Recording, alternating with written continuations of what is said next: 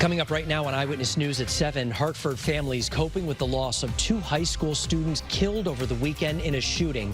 What we know about the investigation into the double murder. 95 back open in both directions after days of backups and delays. The impact the closure had and what comes next for that highway. And tomorrow is the pick of the week with some warm temperatures and sunshine. We will be tracking several days of showers. Details in the full First Alert forecast. Now on Channel 3 and streaming on WFSB+. This is Eyewitness News at 7. Thank you for joining us right now for Eyewitness News at 7 on this Monday night. I'm Mark Zinni. We start with the very latest from Hartford tonight, where the investigation continues after 2 teenagers were killed over the weekend. Channel 3's Hartford Bureau Chief Eyewitness has more on the investigation. Both teens were students in the Hartford public school system. Grief counselors were available to students today. No arrests have been made yet, but Hartford police are following several leads. 2 kids died. For what? For what? Tonight, many questions remain after 2 teenagers were shot and killed at a gathering inside the Dillon Place apartments in the south end of Hartford over the weekend. Officers were pretty close vicinity when it happened. They got there pretty quickly, located 2 males in the stairwell area of that apartment suffering from critical injuries, apparent gunshot wounds. They were rushed to Hartford Hospital and unfortunately are pronounced deceased.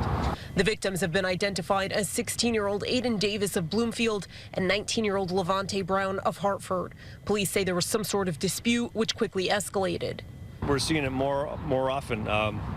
Disputes that typically would not lead to homicide or death are going right to extreme violence. It's something that's it's not just here in Hartford, it's everywhere. That's so sad that it happened. Both teens were students in the Hartford public school system, and counselors were on hand today to provide support to students. Aiden Davis attended University High School of Science and Engineering, his school saying he made a big impression on our community, and his smile and playful spirit will be sorely missed by all of the UHSSE family. Levante Brown was at Weaver for 3 years and was a quiet but intelligent student on track to graduate in the spring. He was looking forward to graduation. 16 and 19 years old. Both should be in school today. Never going to be in school again. Never going to be around their families again. This is the type of thing that really just drives you crazy and it hurts so much. Reverend Henry Brown with Mothers United Against Violence has been in touch with the victims' families. They are beyond repair. And what I mean beyond repair, listen, they can't believe that it's happened. It's still a state of shock. And there have been 7 homicides in Hartford so far this year. This time last year, there were 8 homicides. Meanwhile, a vigil will be held for Aiden Davis tomorrow at 6 p.m. at the Dillon Place Apartments. Reporting in Hartford, Eyewitness, Channel 3, Eyewitness News. Tonight, police were investigating after a man was found dead last night at a park in Manchester. East Hartford police are leading this investigation and say they're still trying to figure out exactly where he was shot and how his body wound up at the park. Right now, police have not made any arrests. As soon as we learn any new information, we'll bring it to you on air and on the WFSB app. In Waterbury, police are investigating a deadly shooting that happened on Wood Street. It was around 9:50 this morning. Police say a man was found with a gunshot wound. He went to the hospital where he later died. Investigators are now asking anyone with any information to please give them a call. In Rocky Hill, Griswold Middle School was briefly evacuated earlier today after a bomb threat here. School officials say a call was placed from Bradley Airport in Windsor Locks. Police were able to track the person down and take them into custody. The all clear was given at the school right around 11:45. Well, yesterday we had a cool, rainy, raw day, and today temperatures warmed up into the 70s, even upper 70s for some, and the dew points increased too. So you probably noticed it felt a little sticky out there, especially during the afternoon and even this evening. We're noticing that. Right now in Hartford, we have 73 degrees. It's 75 in Windsor Locks, the warm spot, 70 in Chester, 64 in Norwich, and we've dropped down in Groton now where we have a little bit of a sea breeze, and it's currently 56 degrees there. And whenever you have dew points that are climbing into the low 60s, 60s, you start to feel that mugginess in the air, and we can certainly see that all across the board here. The dew points will be dropping off tonight, and tomorrow is really looking like a fantastic day, a dry day with lots of sunshine and warm temperatures. We have some clouds outside right now. If you were lucky, you saw some holes in the clouds today and had a little sunshine peeking through, and we actually have some drier air that's going to be sinking southward, so any of those showers you see will not be impacting us, at least not for the next 24 hours, and we're going to see skies clearing on out and some sunshine returning. So lows will generally be in the 50s overnight tonight. Some patchy fog possible. Again, right now it's 56 in the New London area. And here's a look at the day ahead. Plenty of sunshine with temperatures topping out in the upper 70s to near 80 degrees inland tomorrow afternoon. We'll talk more about that and the increasing chance of showers later this week. That's coming up in the First Alert forecast. Well, tomorrow will be nice for sure. Melissa, thank you. New Haven police made a pretty unusual discovery behind Wilbur Cross High School earlier today. That's where police say they found 3 ATMs in the Mill River. New Haven police say they pulled the machines from the river after someone spotted them this morning. Police say at first glance they don't believe the machines belong to any New Haven business, but it could be a possibility. For months, we have been covering the thefts of similar ATMs all over the state. Right now, they don't know any connection or how they got into the river. We have to sort of go through our investigative process and see, identifying the owner obviously is going to be, the priority, see who they belong to, and then that'll give us a better sense of how long they've been there. Of course, we'll bring you more information as soon as we learn it from police in New Haven. Well, after days of traffic backups and congested side streets following last week's tanker fire on 95 in Norwalk, nearby businesses are breathing a sigh of relief. These are live pictures here tonight. You can see traffic is moving along. Crews worked around the clock to get the road back open. Channel 3 New Haven Bureau Chief Matt McFarland has the story, along with a look at what's next. Most people didn't even venture to try to get here. Family owned for 60 years, Jerry's Upholstery gets boat owners and their watercraft ready for the summer season. But last week, the conditions along Connecticut Avenue were anything but smooth sailing. A few people on Friday, and that was about it. Thursday was a disaster. You could walk anywhere you wanted to faster than you could drive. So it's no surprise businesses up and down Connecticut Avenue are glad to see traffic back flowing here on 95, because it also means so too is the access to their parking lots, now freed up from all the trucks and traffic due to those detours. Connecticut Avenue was literally a parking lot. People were trying to get through the back roads, and they were backed up to the, up the street, trying to cut through parking lots. Monday morning, the folks at Speedy Donuts thankful for the crews that work 24/7, clearing the heavily burned Fairfield Avenue overpass, damage in Thursday's early morning tanker fire. People weren't coming, they just couldn't get through. But in less than 80 hours from demo to cleanup and repaving, they got traffic back flowing both on 95 and as a result to those nearby businesses. Everything's back to normal. But it will take a little time before a new bridge is up. That overpass is going to be closed for the better part of a year. It's in a design stage right now. We're going to be making sure that people understand they can still get over the highway, not on that area, but there's one north of that and south of that, so I think they'll be fine. The total project from start to finish is expected to take about a year and cost roughly $20 million. And while there will be delays, the state's DOT commissioner says rest assured it won't be anything like what drivers just had to deal with. We'll have to do a few lane closures at various points throughout the year period, but it definitely won't be as disruptive as what we just encountered. We're looking at a lane closure, maybe a center lane or a left lane closure near the pier, or a right lane closure near the abutments. But that's normal during construction process, but it won't be long term. Reporting in Norwalk, Matt McFarland, Channel 3 Eyewitness News. Still ahead at 7 after changes to student financial aid forms caused a lot of confusion. We'll explain how the government says they're trying to make it easier now. Plus, it is National Nurses Week, and one state university kicking things off with a new nursing program. A look at how it could hopefully help the nursing shortage.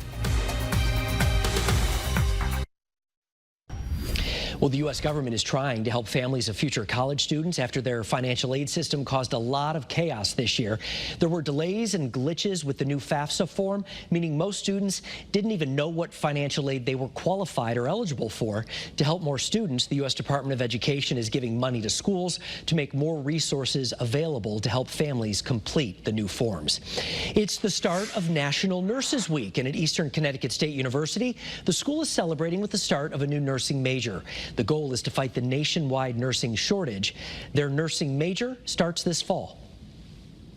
There are shortages all the time. Nurses are overworked. We're burnt out. We need more help. Now 80 students will be admitted to the 4-year program each year. Still ahead tonight at 7, kicking off our new series, Can You Really Make Money from Those Easy Online Jobs? Tonight, we have a closer look at one that's pretty popular. And it's a shorts and t-shirt to school kind of day for tomorrow. Temperatures topping out between about 75 and 80 degrees with lots of sunshine. We're going to talk about that pick of the week forecast for your Tuesday. Things get a little bit wet after that. That's coming up right after the break. Welcome back tonight. One of the bill's state lawmakers are still considering this legislative session could offer additional protections for canine officers. This morning on Great Day at 9A, State Trooper Greg Fassendini, alongside his new canine partner Valor, and Representative Tammy Nuccio, talked about what the bill would mean. The trooper lost his canine Bracco in the line of duty last year. Bracco was shot and killed while police were serving a warrant. And how important to Bracco's memory would this be? It would be very important, extremely important. Yeah. Something that'll help out for years to come, and it'll help every police canine in the state of Connecticut. Now, this bill 427 has already cleared the Senate, but they need some action in the House. The session ends Wednesday night. If you've been on social media anytime, and of course you have, there's a pretty good chance you've seen influencers talking about easy ways to make some extra cash on the side from home. All this week, we're looking at some of these jobs and asking the question, can you really make money doing that? Tonight, Channel 3's Stephanie Simoni is talking about online transcription jobs. And you can't just sign up, pass our exams, get in, and expect to be making $20 to $30 an hour. This is TranscribeMe's Chief Operations Officer, Nathan Pickover. He knows what the job takes. I have done my fair share of transcriptions to help the company get files out the door before we were able to scale up our operation. Here's how it works. You listen to long audio recordings from doctors and lawyers and then type out in verbatim everything that is said. The longer and more difficult the recording, the more money you make. It's a real skill, and just like anything, what you put into it is what you get out of it. If you're willing to learn the skill set and invest the energy into becoming a good transcriptionist, you can make, again, this is not a guarantee, but you can make $7 to $10 US per labor hour. Remember, Connecticut minimum wage is $15.69 an hour. So it's not something that you'll get rich at, but it is something where you could make some extra money, it sounds like. That's correct, yes. Yeah. One woman from the Channel 3 Mom Squad, Edna, wanted to learn more. Nathan, good to see you again. So we took her questions to Pickover. Is the pay weekly, bi-weekly, monthly? Weekly. She was turned off because the company that she initially went to asked her to pay some money to be trained. What was your reaction when you heard that? Probably a scam. He says there are legitimate schools. Transcribe Anywhere has an A+ rating with the BBB. Their training costs $1,000. But some websites are just looking for your hard-earned cash, as this space is ripe for scammers. We do not ever ask workers to pay us any money. So do your homework and don't quit your job without trying it first. You need to crawl before you run, or in this case, type. Stephanie Simoni, Channel 3 Eyewitness News. All right, good evening, everybody. Well, pollen count is still running high out there, and here's the forecast for tomorrow. High, especially tree pollen, maple, birch, cedar, and juniper. It does drop off a little bit Wednesday and Thursday, but again, tomorrow in that high category. Now, speaking of high, we got up to 77 degrees today, officially in the Hartford area. That is well above normal for this time of year. Normal high is 69. The record 89 degrees set back in 1930. Now, tomorrow we won't get quite as high as 89, but we do run the risk of touching 80, maybe 81 degrees in and around parts of inland Connecticut. Now look how much warmer it is now compared to just 24 hours ago, by at least 20, if not 25 degrees. So you probably noticed it this afternoon, not only the heat, but also the humidity. Our dew points are in the lower 60s away from the shoreline, and that has made it feel a little bit sticky and uncomfortable outside. Now, we do have some clouds around right now, but they are tending to thin out as we go through the overnight hours. Some drier air will be building on in, so there's thicker clouds and showers and even storms down to our south, but that will not be impacting us as we go through the next 24 hours. Tomorrow, tomorrow is looking like a beautiful day with plenty of sunshine and warm afternoon temperatures. Now, the big story, which we're going to be talking a lot about, is the severe weather outbreak going on now out in some of the plains, watching the potential of some tornadoes. So keep a good thought for folks out there in Oklahoma and into Kansas. And for us locally, we do have some rain on the way and the chance for some thunderstorms likely on Wednesday. Let's take a look here, but not to that severe category at all. So let's take a look here at Futurecast. First alert, Futurecast. As you wake up tomorrow morning, we'll have some sunshine, and that sunshine really sticks around for the day tomorrow, so that'll be nice. Too bad we can't string together a few nice days in a row, though. That seems to be our issue. Clouds roll in here by the time we're waking up on Wednesday morning, and we also have the chance for some showers, maybe a rumble of thunder as a front comes on through early in the day. And then even in the afternoon, we'll have some clouds and the chance for some more pop-up showers or an embedded thunderstorm. That clears on out. We get a little break Thursday morning, and then Thursday afternoon we're back at it again with the chance for some more showers. So it's going to be like that as we head through the middle part of the week and perhaps even into the weekend. Well, right now in New Haven, though, it's actually a pretty nice evening. Look at that mild temperature at 68 degrees. And we'll check out downtown Hartford. We have 73, one of the warm spots, and notice that the clouds broke for a little bit of late day sun. So if you have plans tomorrow to do some yard work outside, nothing's going to slow you down in terms of the weather. Plenty of sunshine, 70s by lunchtime, and then upper 70s to near 80 during the late afternoon and early evening. Lows for tonight in the 50s statewide. There may be some clouds and fog overnight, but again, sunshine for your day tomorrow. About 80 in Hartford, 80 in Enfield, 78 in Waterbury, and a little bit of a sea breeze keeping shoreline communities a tad on the cooler side. Here's our first alert 7-day forecast. There's the chance for some showers and perhaps a few isolated storms on Wednesday. Thursday and Friday, we run the risk of some showers, and again, it's a cooler scenario. For the weekend right now, we're still ironing out the details. On Saturday, we could have some showers. Mother's Day hopefully will be dry, but there is an indication that we may have some showers there too. So we're going to be watching closely through the week. And by Monday, we're at 72. Okay, Melissa, thank you very much. Well, gas or propane stoves lead to unhealthy levels of nitrogen dioxide all throughout the house, even hours after you turn it off.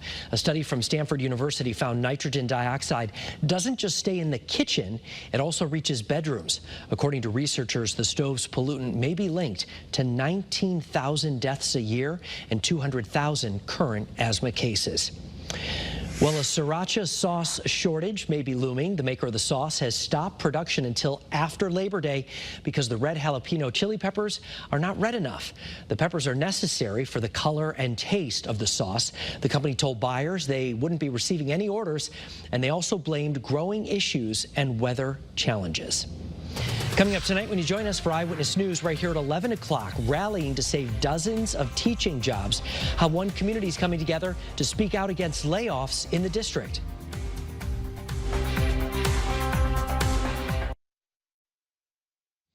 This is exciting. The Southington Drive-In now announcing its summer schedule, and the first movie will be Jaws, coming up on Saturday, June 1st.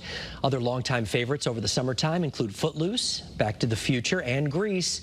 Movies run right through September 14th. Well, another Stu Leonard's could be coming soon to Connecticut. In fact, the store said Orange is under consideration for a new location. The plans have not been finalized, and there's still no word right now on exactly where any potential new store would be located. Of course, it's a very special time of year for the class of 2024, and we want to help everybody celebrate. Send us your graduation pictures using the WFSB app, and we will share them over the next few weeks on air and online.